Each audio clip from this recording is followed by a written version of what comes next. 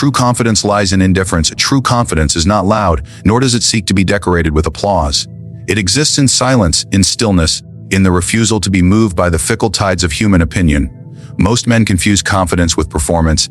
They believe it is the ability to speak boldly, to act with vigor, to project an image of strength. But this is nothing more than theater, and theater requires an audience. If the crowd disappears, so does the so-called confidence. What remains is only insecurity dressed in costumes of bravado. The truly confident man does not build himself upon the shifting foundation of recognition, for he knows that the same crowd that cheers today will jeer tomorrow. His foundation is indifference, an armor against the influence of others. Indifference is dangerous because it makes one untouchable. Praise cannot inflate such a man, and insult cannot wound him. He stands outside the economy of approval where most are trapped. To the ambitious but fragile, life is a market of opinions. They spend their days buying praise, selling obedience, trading authenticity for acceptance. Their value rises and falls with each whisper of approval. But the indifferent man has no need to participate. He recognizes that validation is a currency controlled by others, and he refuses to beg for it. Instead, he sets his own price, and because he does not care to be bought, he cannot be sold. This indifference unsettles people because it strips them of their usual weapons of control. The majority govern through approval or scorn. They smile to make you bend, or they frown to make you retreat. Most men are trained like animals, conditioned to seek the smile and fear the frown. But when one appears who cannot be conditioned, who does not respond to the carrot or the stick, he becomes a problem that cannot be solved through ordinary means. That is why indifference is so feared. It denies others the ability to manipulate. To be indifferent is not to be cold, nor is it to lack humanity. It is to understand that emotions are private property, and the world has no rightful claim over them. The truly confident man protects his inner state as a fortress. He may acknowledge praise, but he does not depend on it. He may hear insult, but he does not collapse under it. His worth is decided internally, not negotiated externally. Such a man carries his self-belief as a king carries his crown, not for display, not for validation, but because it is rightfully his. Consider how easily people betray themselves in pursuit of approval. They adjust their words to fit the taste of the majority, even when the majority is wrong. They shape their lives into forms that win temporary applause, only to look back in regret when the applause moves on. They flatter, they exaggerate, they conceal, all for the fleeting reward of being accepted. Yet the indifferent man remains unbent. He knows that the judgment of others is fickle, born of envy, fear, and misunderstanding. Why should he surrender his identity to the unstable court of public opinion? The crowd cannot even govern itself, let alone judge him rightly. Indifference also reveals a paradox. The less one cares for the opinion of others, the more others begin to care for his.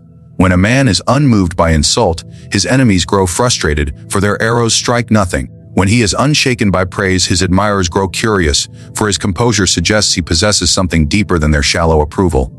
Over time, this unyielding indifference begins to look like mystery, and mystery becomes magnetism. In refusing to chase admiration, he attracts it. In refusing to fear hatred, he disarms it. This is why true confidence cannot be faked. Many try to simulate indifference by pretending not to care, but their pretense crumbles the moment their silence is tested by mockery or exclusion. The truly confident man does not pretend. He simply has no hunger for validation to begin with. His indifference is not an act but a condition. This condition makes him free in a way that others are not. He can walk into any room, any gathering, any conflict, with his mind untouched by the need to be liked. Freedom from opinion is the highest form of power because it makes every other form of power easier to acquire. Think of how many decisions are poisoned by the desire to please. Men choose careers they do not want, marry women they do not love, and fight battles they cannot win, all because they are slaves to perception. They build their lives in the eyes of others, not in the truth of themselves. When applause is their guiding star, their destiny is nothing more than a reflection of the crowd's fleeting moods. The indifferent man avoids this fate. He builds not for the crowd but for himself. If others admire it, he does not mind. If others despise it, he does not care. His building stands regardless, because its foundation is not the opinion of men but the certainty of his own will. Indifference also sharpens judgment. Most are blinded by their own desire to be liked, so they overlook danger when it comes from those who flatter them. But the indifferent man is not softened by praise, so his eyes remain clear. He does not mistake friendly words for loyalty, nor admiration for allegiance. By being detached from validation, he can see the motives of others with greater accuracy. Praise becomes not a drug that weakens him, but a tool he can analyze. Insult becomes not a wound, but a mirror showing the insecurities of his enemies. This clarity of vision is why indifference belongs only to the truly confident. The indifferent man is therefore more feared than the boastful one. The boastful man reveals his hunger for approval, and thus his weakness. He can be manipulated with flattery, provoked with insult, steered with praise. The indifferent man, however, gives nothing away. He plays no part in the game of recognition, and so he cannot be easily predicted or controlled. His strength lies in what he does not need, and what he does not need makes him formidable. Would you like me to now expand Keynote 20? Power and silence in the same style and length, 800 less words, so it continues seamlessly. The truly confident man does not waste words, for he knows that speech is a weapon, and like any weapon, its value diminishes with reckless use. Most men speak endlessly, scattering their thoughts as though the air itself demanded tribute. They believe that filling silence with noise proves their strength, when in truth it exposes their weakness. For words are confessions, and every confession is a surrender of power. The more one speaks, the more one reveals his fears, his desires, his ignorance, his limits. But silence conceals all of this, and in concealment lies strength. Silence is feared because it forces others into discomfort. When men are confronted with one who does not rush to fill the void, they feel the weight of their own insecurity. Their minds scramble to interpret what the silence means. Is it disapproval? Is it judgment? Is it superiority? Silence becomes a mirror, and in that mirror they see themselves more than they see you. The silent man does not have to exert effort. His restraint compels others to speak in excess, to reveal more than they should, to betray themselves in the desperation to close the gap he leaves open. There is a reason that in courts, councils, and negotiations, the one who listens longest gains the most. Impulsive men speak too quickly, eager to prove themselves, and in their eagerness they give away leverage. They reveal their strategies, their intentions, their emotions. The silent man observes, and in observing he collects weapons. Each careless word of the opponent is a sword placed in his hand. By the time he chooses to speak, he has already won, for his silence has gathered more intelligence than their noise has concealed. Silence also commands attention. In a world intoxicated with chatter, the one who refrains becomes the rare presence everyone notices. The voice constantly heard becomes background noise. The voice rarely heard becomes an event. When the silent man finally speaks, his words carry a weight that others cannot replicate, for scarcity creates value. He does not need to raise his tone to be heard, because anticipation amplifies him. Men lean closer, women listen intently, rivals grow cautious, all because his words are rationed like precious currency. But the power of silence goes deeper than strategy. It is also a demonstration of self-mastery. To remain silent when provoked is to prove dominion over oneself. Most cannot resist the bait of insult. Their pride is too fragile, their ego too easily inflamed. They rush to defend themselves, to strike back with words, to prove they are not weak. Yet in doing so, they expose their dependence on recognition. The silent man, however, endures insult with composure. His refusal to react unsettles the aggressor, for it denies them the satisfaction of control. To wound someone who does not bleed is to face the futility of one's own attack. This is why silence often frightens more than threats. A man who responds with fury shows his hand. He is angry, and anger can be measured, directed, and exploited. But a man who remains silent reveals nothing. His stillness suggests calculation, or perhaps indifference, and both are more dangerous than visible rage. Enemies do not fear the storm they can see coming. They fear the shadow that may or may not conceal a storm. Silence cultivates this fear, and fear, once planted, grows without nourishment. Consider how rulers, generals, and leaders throughout history have used silence to dominate. The sovereign who listens while his courtiers argue discovers not only the truth of their words, but the true nature of their loyalties. The general who waits before responding to provocation unnerves his enemy, who wastes resources preparing for an attack that may never come. The leader who withholds his opinion until the end of a debate ensures that all voices reveal themselves before he reveals his own. In silence, he gains knowledge. In knowledge, he gains power. Yet silence is not passivity. It is not the absence of action, but the most refined form of action. To speak is easy, to remain silent requires discipline. The undisciplined man cannot endure the pressure of unspoken words. His silence is always temporary, a pause before the inevitable outburst. But the disciplined man transforms silence into a fortress. He chooses when to open the gates and when to keep them closed, and in this choice lies control. His silence is not empty. It is filled with calculation, with strategy, with observation. Silence also breeds mystery, and mystery is authority. People fear what they cannot read, what they cannot predict. The talkative man is transparent, his character an open book, his weakness is displayed between his sentences. But the silent man is an enigma. Others wonder what he thinks, what he knows, what he plans. They project their own fears and doubts onto his quiet demeanor, giving him power he has not even claimed. He becomes larger than life, not because he speaks, but because he withholds. This is why silence often commands respect even before a man has proven himself. The quiet figure in the room is assumed to be wise, even if he has yet to demonstrate wisdom. The man who listens intently is assumed to understand, even before he confirms comprehension. Appearances alone grant him the benefit of doubt, while the talkative are forced to prove what their noise continually puts into question. In silence, one may acquire a reputation greater than his actual deeds.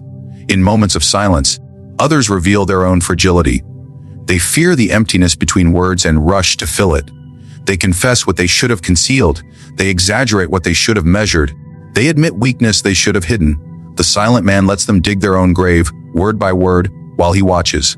And when the moment arrives, he needs only a few well-placed words to bury them entirely. Silence, then, is not a void but a weapon sharper than any blade.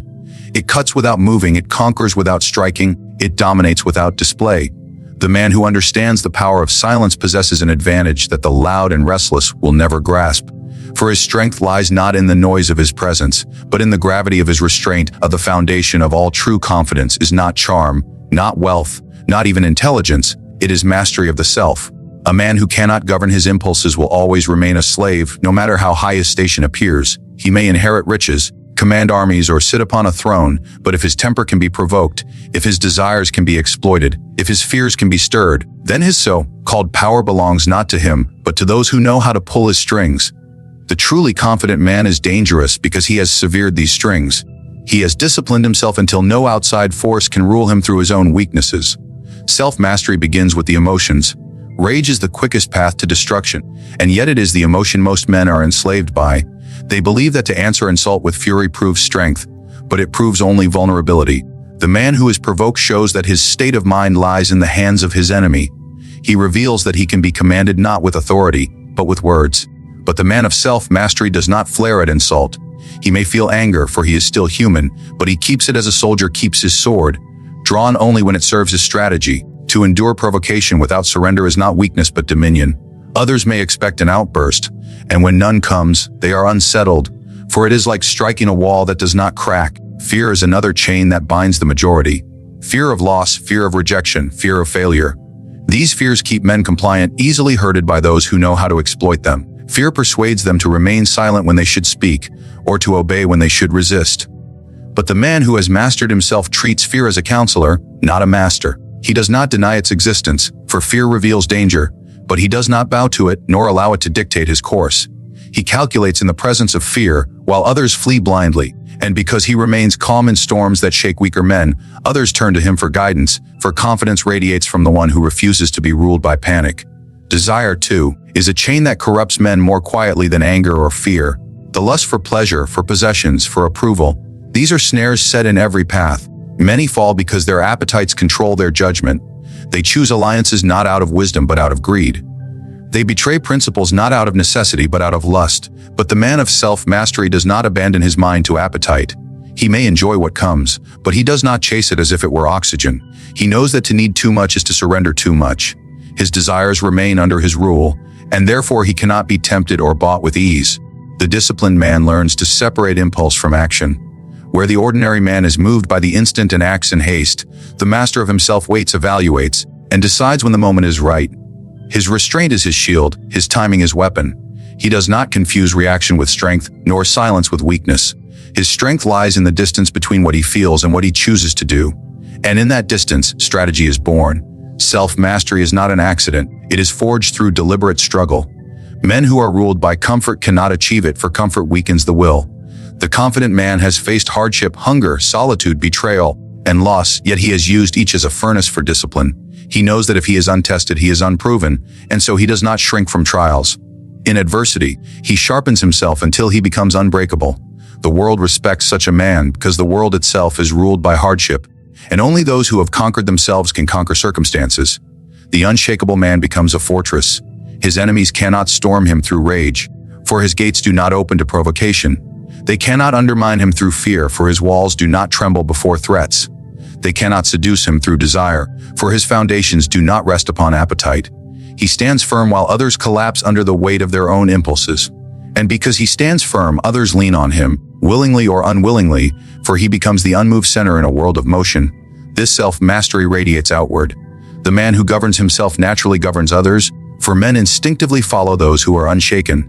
They trust his judgment, even when they do not understand it, because his composure suggests clarity. They rely on his strength, even when they envy it, because his discipline becomes a shield that covers those around him. In this way, self-mastery transforms from private victory into public power. Yet the greatest danger of self-mastery is that it cannot be imitated. A man may fake confidence with loud words, he may fake wisdom with borrowed phrases, he may fake strength with displays of wealth or force.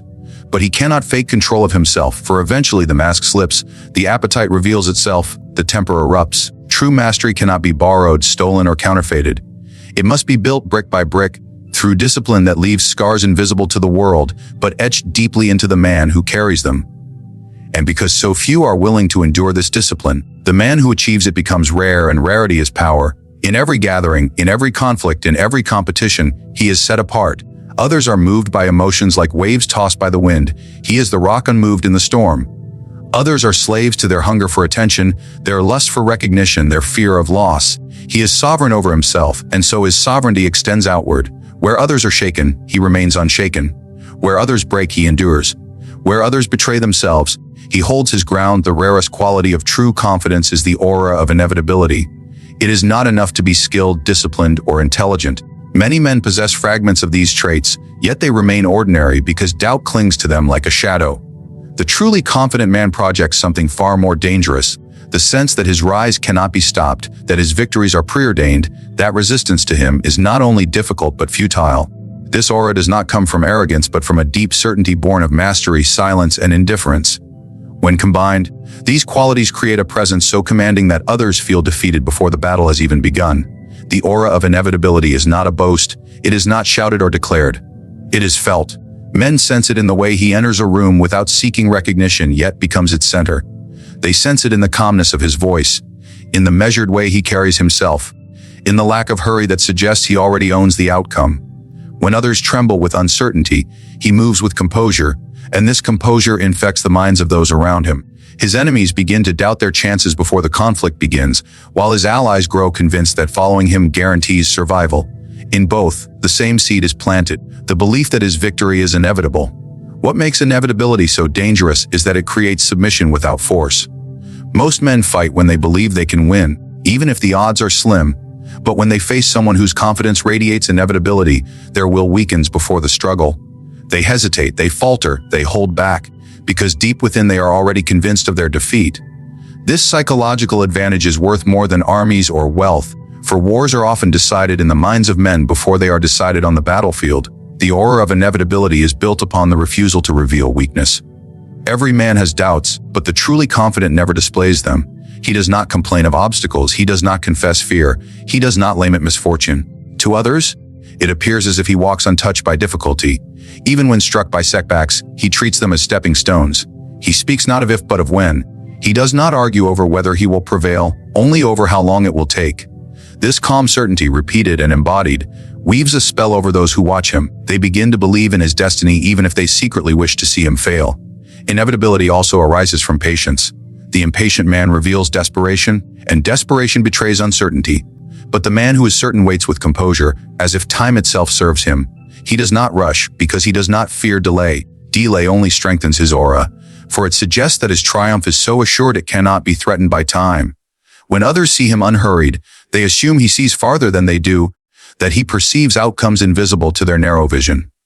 This assumption binds them to his narrative, and they begin to interpret every move he makes as part of a greater plan, whether it is or not. The aura of inevitability is not the same as arrogance, though the weak often mistake the two. Arrogance seeks attention, it demands recognition, it insists loudly upon its own greatness. Inevitability requires none of this, it is quiet, unassuming, and therefore more terrifying. The arrogant man can be toppled by proving him wrong once. His loud words make him vulnerable. The inevitable man cannot be toppled so easily because he does not need to proclaim his power. His silence, his composure, his calm persistence, all suggest that he is beyond the reach of ordinary failure. Such a man bends the will of others without force. Allies rally to him not merely because they admire him, but because they feel safer in his shadow. People crave certainty, and he provides it. In uncertain times, when chaos reigns and doubt spreads like plague, the one who radiates inevitability becomes a beacon.